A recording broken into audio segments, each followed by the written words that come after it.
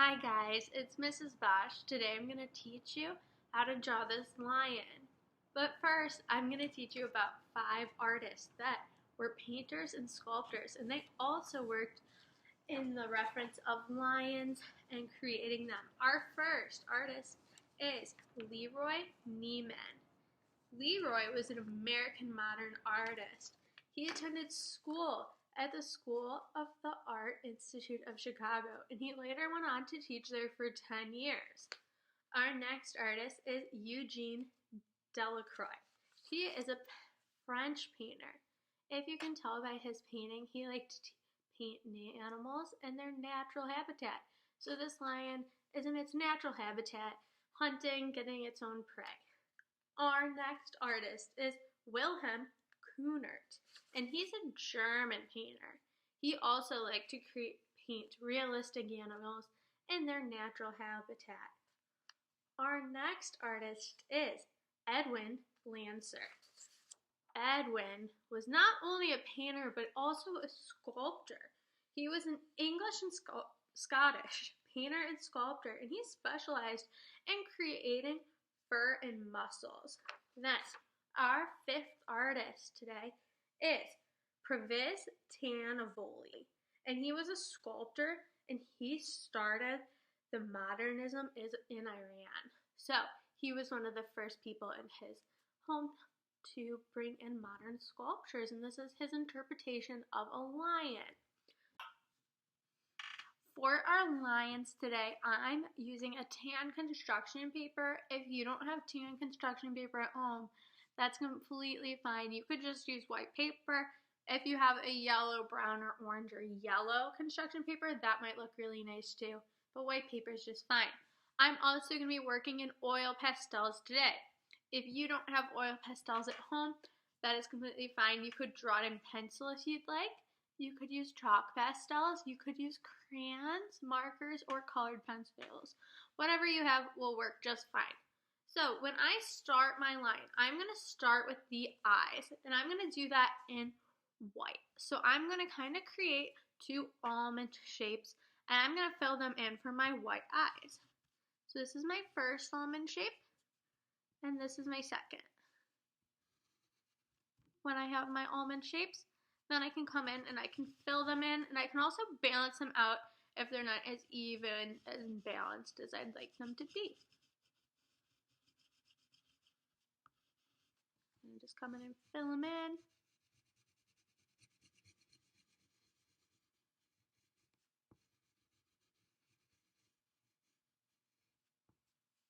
I'm going to come and round this one out because it's not balanced.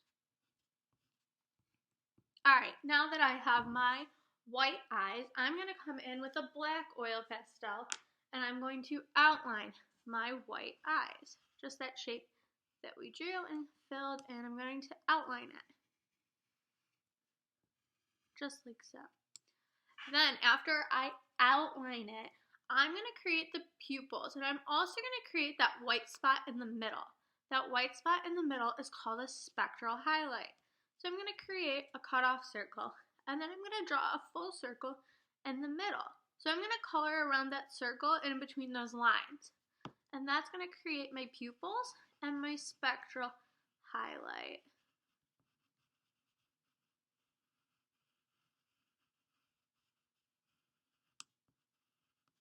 And I'm going to do the same right over here. My circle, and then my full circle inside.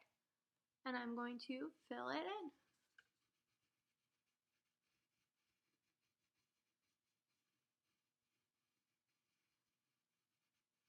And then I'm just going to come in, I'm going to touch up that outline again, because oil pastels are a little messy to work with.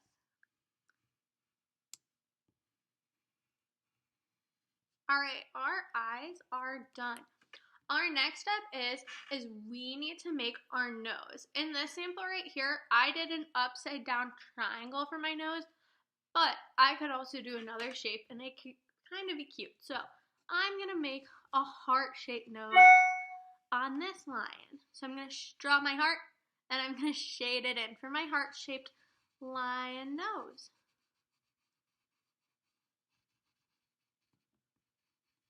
Just like that. Then we want to create depth in our lion. So we're going to create these lines right here to create depth because a lion's nose sticks out just like our nose sticks out. I'm just going to come to the edge of my nose. I'm going to draw this line to my eye and I'm going to curve it. It's okay if your oil pastels break. They are very fragile, but you can still use them when they're in pieces. And I'm going to do the same right here to my eye and curve it. And I'm going to go over my lines so they're nice and sharp. So I have my lion's nose. Then I'm going to come in now that I have my nose and I'm going to create my lion's mouth. I'm just going to kind of do like a J, a backwards J. And then here I'm going to do a J. Side by side, I'm just going to connect them. And I have my lion's mouth. So now that I have my lion's mouth, I'm going to create my lion's whiskers. I'm going to start with the longest one first on each side, balance them out. I'm going to do my 3 little ones. If you want your lion to have a lot of whiskers, you could add a lot of whiskers. If you want it to have it less whiskers, you can have less whiskers. Alright, now that the main part of my lion's face is done, I added on this one little lion ears. The lion ears are optional because they might be covered in the fur, but if you'd like to use them, I use a brown and a pink, and I'm going to come in with the brown. I'm going to do a triangle and a triangle right here, and then I create the little bit of pink that's in the lion's ear, kind of like a cat or dog might have. So I'm just going to add a couple pink lines, just like that. Alright, our next step, it is very important, depending on the medium you're using, that you have a paper underneath your paper, because when we draw our lines for our fur, for our big fluffy lion's mane, it's going to get all over your table, so make sure you have a paper underneath so you don't make a mess. I'm going to move this one out of the way so I don't get it dirty. So I'm going to come in with my 4 lion colors. My 4 lion colors are orange, peach, yellow, and brown. I'm going to start with yellow because I think that's the most important color to my lion. And I'm going to go all around. It's hard to see, but when it comes all together, you'll be able to see it. And I'm going to draw the mane of my lion. See how I'm getting it on that paper underneath? Good, but it's not the table. It's just a piece of paper. Coming off my page, creating my lion's mane.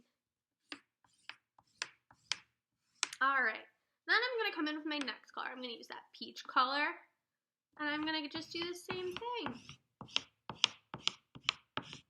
Putting the same parts about peach as I have yellow. They can overlap if you'd like to.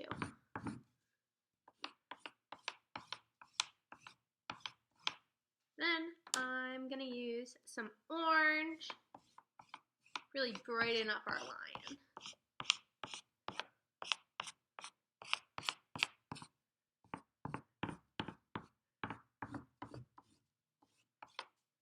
Like so, and I'm going to use some brown.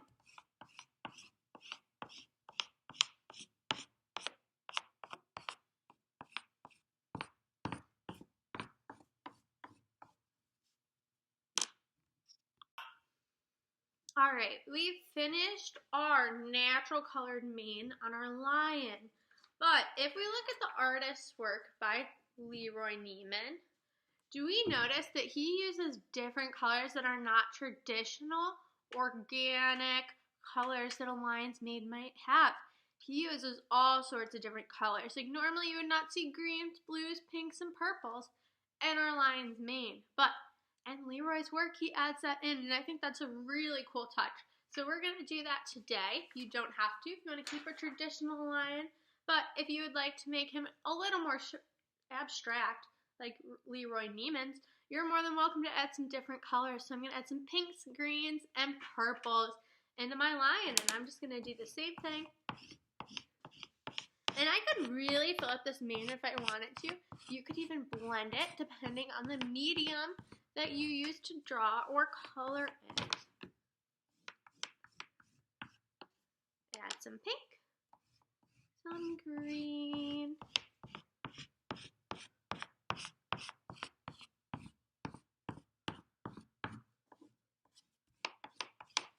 and some purple, my favorite color.